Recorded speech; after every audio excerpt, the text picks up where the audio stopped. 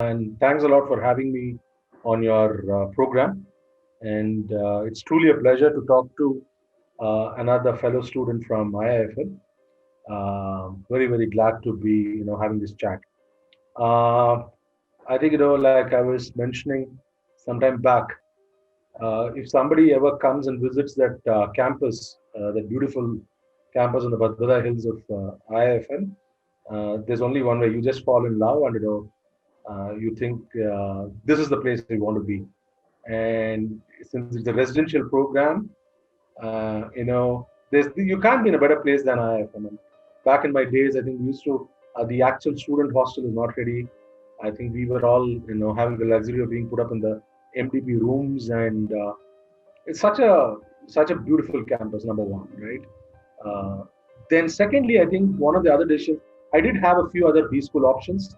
I think another option was that the student teacher ratio or the ratio of resources that was available. Like our batch, I don't know what the size of the batch is these days, but back in our days, including four international students, we were a batch of 37, if I'm not wrong.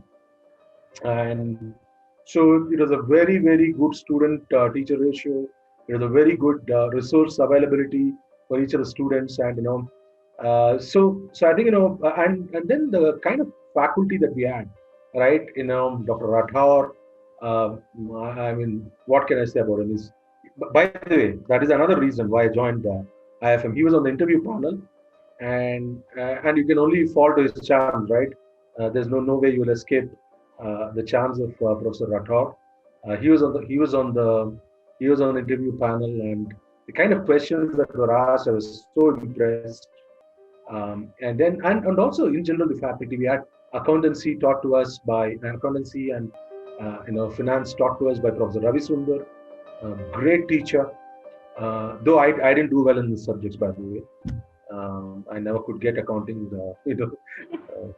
and we had, I think, marketing. We had a great, faculty again. Professor Das. I think some of the faculty were also, kind of pretty inspirational. Professor Krishna Kumar for communication and stuff like that. So this was the other reason: the quality of faculty, small size of class, so greater interactions, quality interactions, and I think even the design of the curriculum, when you enter, PFM, you say that no, this is wrong, that is wrong, and all that stuff.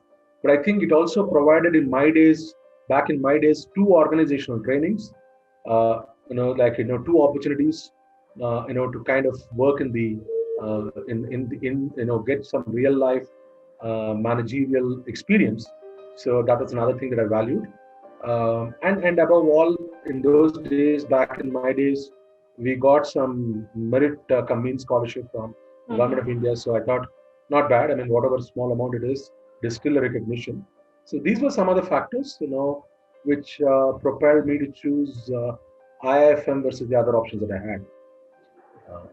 But I would still, I mean, though it was in those days, blind, I think, probably I played more by my heart than my mind.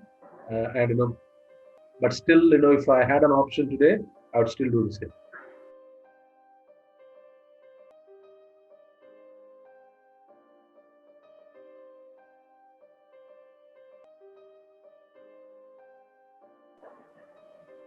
That's an interesting question.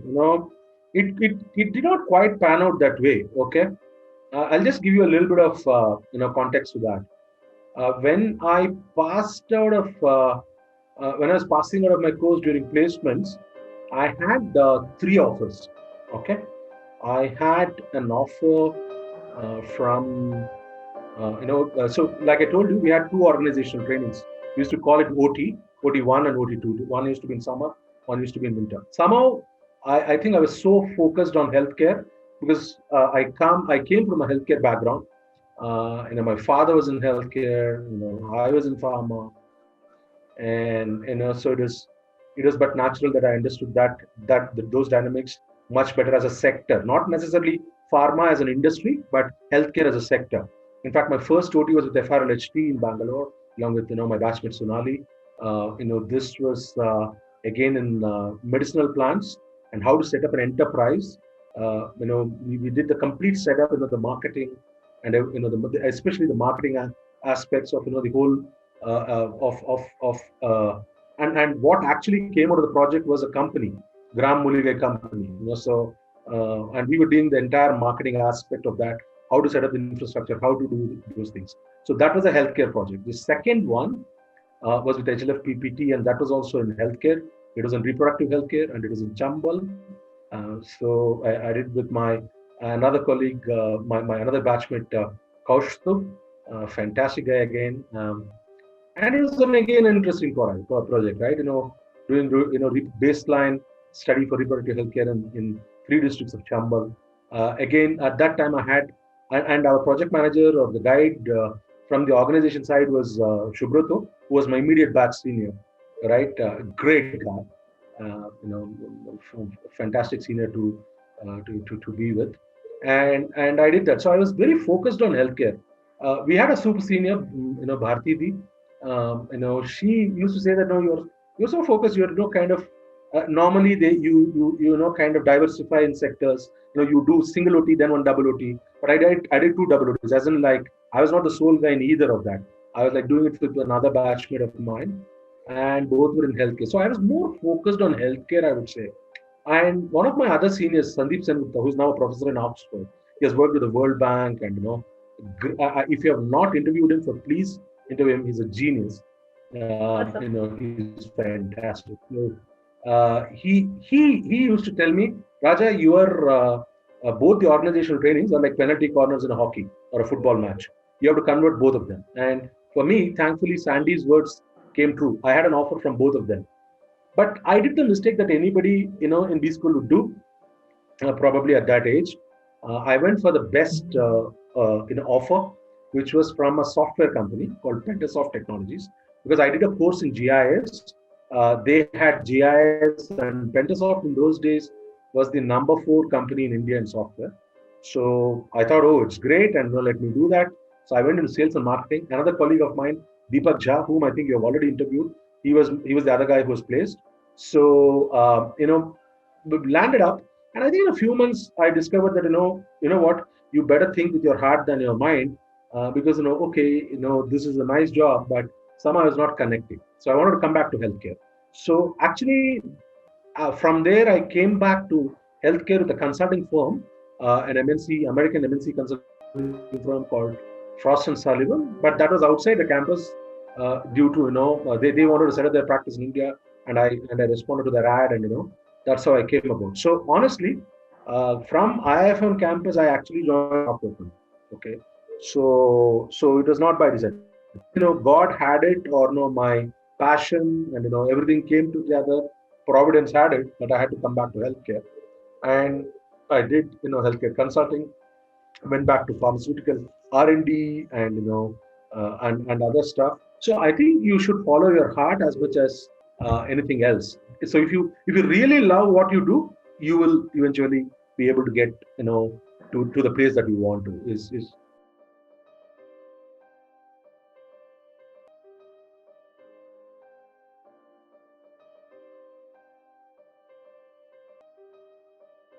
a lot of people. So starting from my father, right? He's my hero. I epitomized him. I epitomized him. I mean, for me, he was. I always fell in love with. I always thought that how can he even speak like this? So I've seen him speak in public. I've seen him help me stand up in an elocution or a debate competition, and I tried the first time I tried that. I think the earth under my feet kind of gave way. But over a period of time, I conquered that fear. Started that ability to speak. His passion for sales. His passion for what he does. Was is still an inspiration, and many others. I mean, I've had the opportunity to work with some fantastic colleagues, some people who were my teammates, who continue to inspire me. There are many of my colleagues, my peers who have inspired me, and of course, there are those great bosses that I've had the opportunity to work with. They have inspired me. Some customers of mine inspired me. So there's not one person that I can kind of pick up and say that I wanted to model my career on that, except probably the early as my father. There are a host of people, Nikita, and I'm thankful to each one of them that I had the opportunity to learn from them. There are also some people from whom I learned, oh, this is probably not the way to do things. So I give credit to Right. them also, right? Yeah. So I think when you progress through your career, you get to work with all sorts of people. As long as you know what to do and what to learn, and you take that as a learning, I think it's fantastic. I'll give you one example. There's this one doctor that I used to go and meet as a med rep, in Chennai, Dr. Kamalakannan.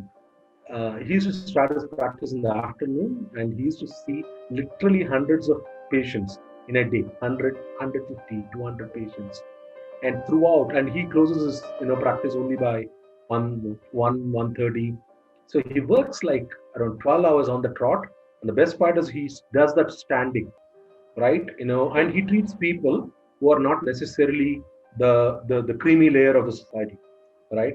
He doesn't even ask for X amount of money, right?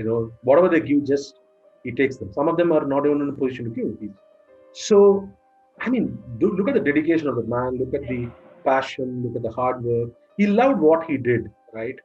More than anything else. Did he have a comfortable life? The answer is yes. But I think, that kind of hard work and pension for, what one does is phenomenal. So that is just one example. Another example is, a great, some great key opinion leaders that I've worked with, like, Dr. Shashank Joshi or, Dr. Mohan, who even at this age and stage of their career produce so many research papers in diabetes and epidemiology. Phenomenal. I mean, it's like they're walking, talking universities. So absolutely, customers can be very inspiring. Yeah.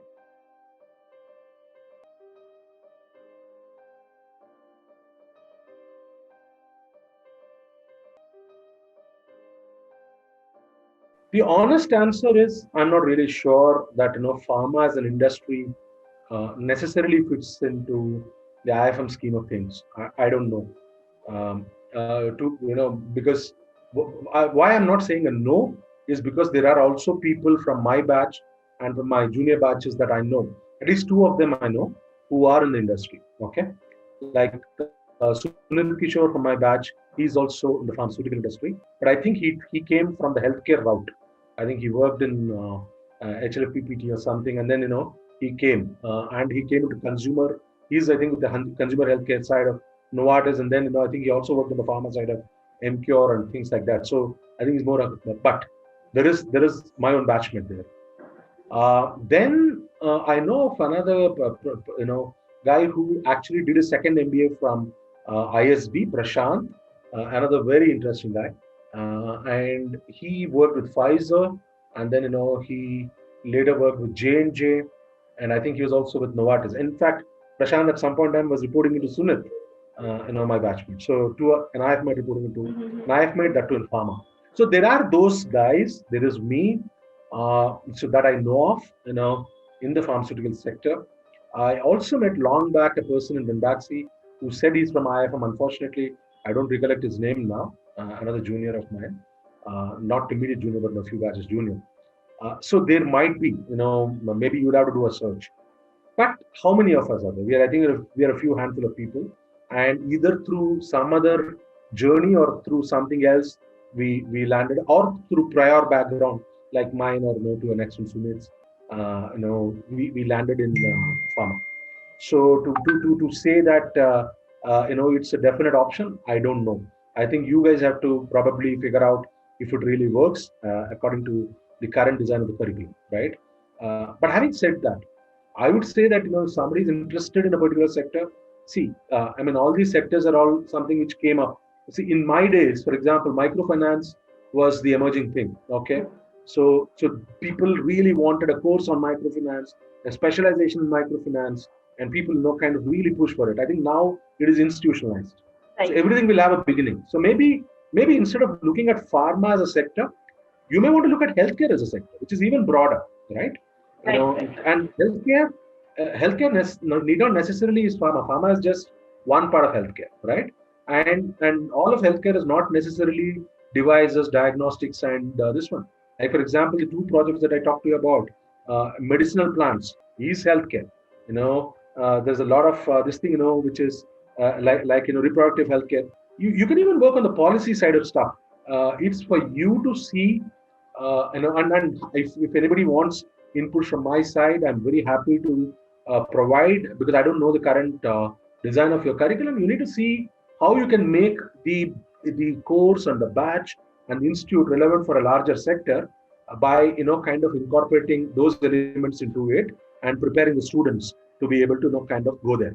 For that, you also need sufficient numbers and students with sufficient interest in that. Maybe you should, if there is sufficient interest, then you can look at healthcare as a sector, bring in a course or as an elective, and those who are interested, they can look at it rather than look at pharma as a narrow sector.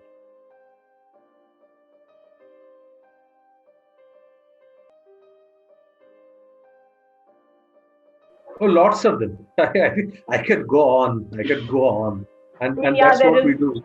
like I think 2 years back, if I'm not wrong, many of my batchmates, we gathered at Nikhil's place in Delhi. Nikhil and Radhika, both of my batchmates, their place in Delhi, and not all, but many of us, we gathered and we had such a ball. We didn't sleep that night, right? I had a flight to catch in the morning.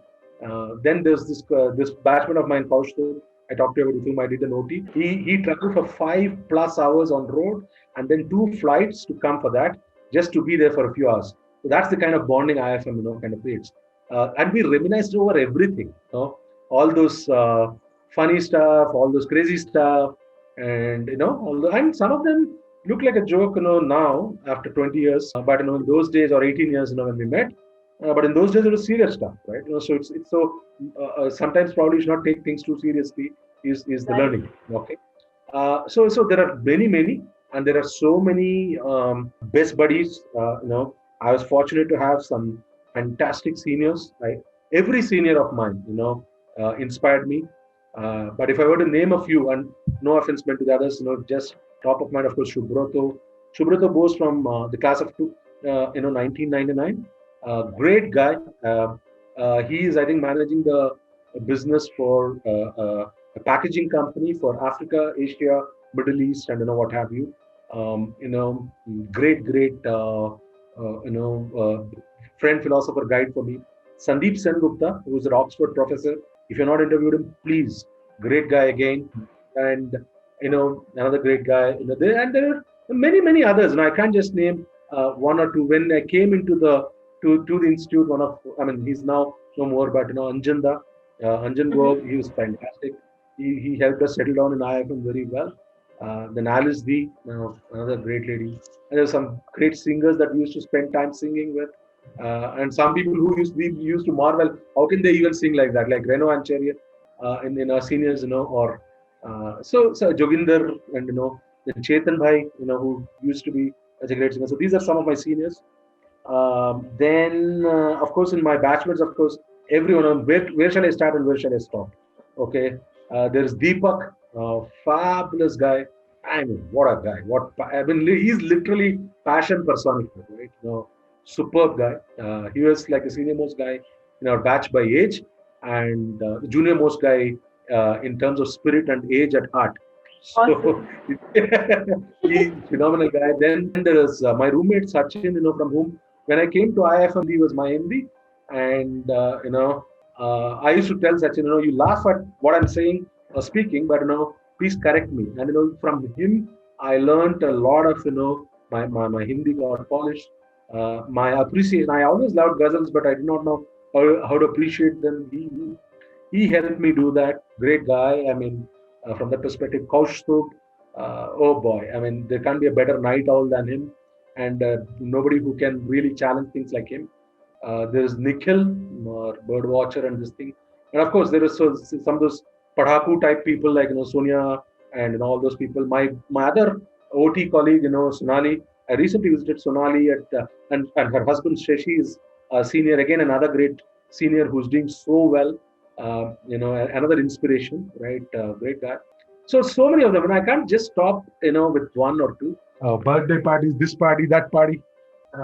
Then I think the trips that we had to. I think Deepak mentioned in his interview to Dhelavadi and other things. where some of them were not really like the official authorized trips, but we did them nevertheless. So that's another one. I think for me personally, and the bonfires we used to have near the end of the the sunset point. That was another thing we loved. Puro used to come with his guitar, and we used to sing all those numbers, Hindi and English, and Purani jeans and this and that. Personally, for me, there were two high points which I would say. I was chosen to be a member of the student committee for organization training and placement, along with my batchmate Manisha. So I used to be doing this project in Gwalior, and coming on weekends to Bhopal to do the placement brochure and what have you. And work with Professor Madhu Verma at that time, and then Professor Rathor, take guidance from him. So that was this whole student, and I also was coordinating for all the placement and other people who used to come for my senior batch. I was what should I call the key logistics person, the key host guy for them on behalf of the senior batch. I had the opportunity to be the MC for the convocation in 2000 in 1999, I guess, right? When my senior batch passed out, and 4 or 5 batches earlier, also were awarded the degree. So that was a unique honor Professor Majumdar bestowed upon me. So I had that honor as well. So these were some of the highlights, I would say, for me individually, but as a group we had a ball of a time. Yeah, a ball of a time. Yeah.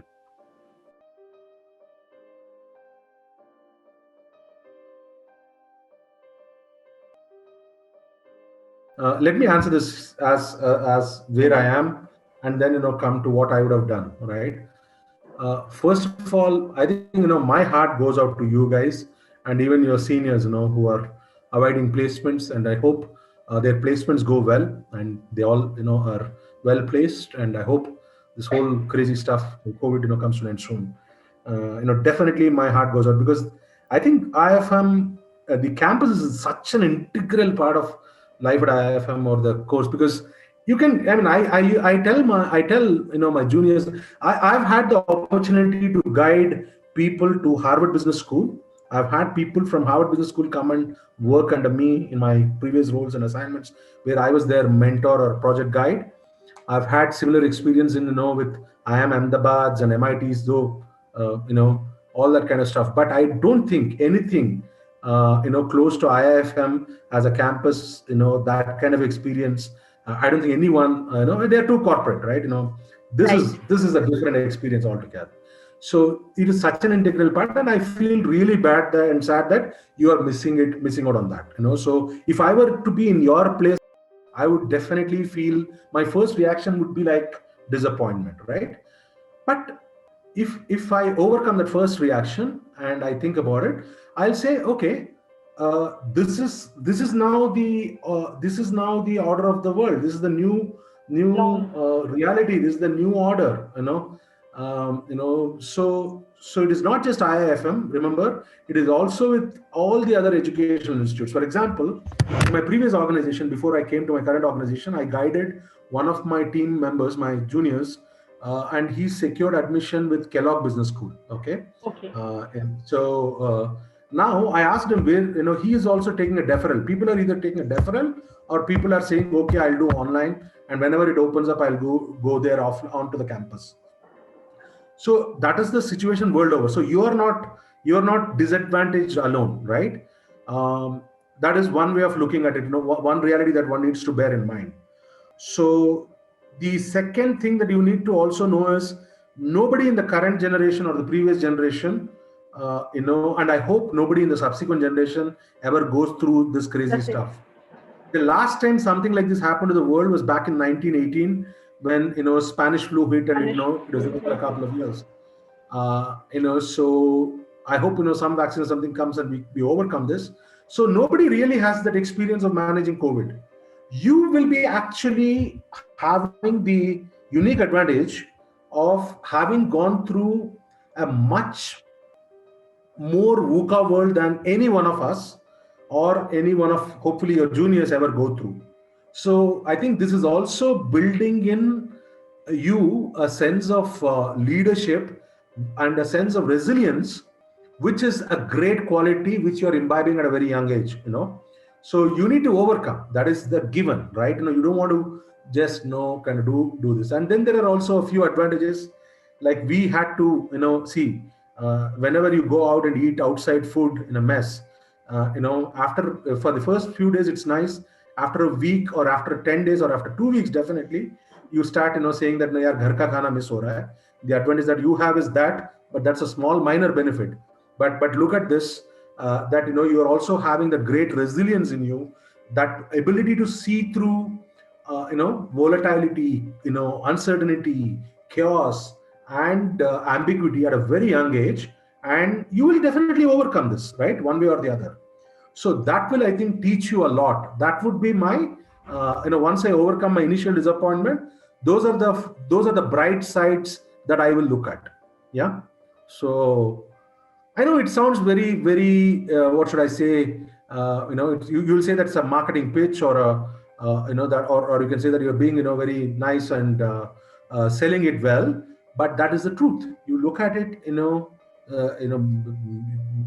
you sit back and look at it, it's definitely something that you are going to have as an advantage. Like I take pride in saying that I'm the class of 2000, or I'm the millennium batch.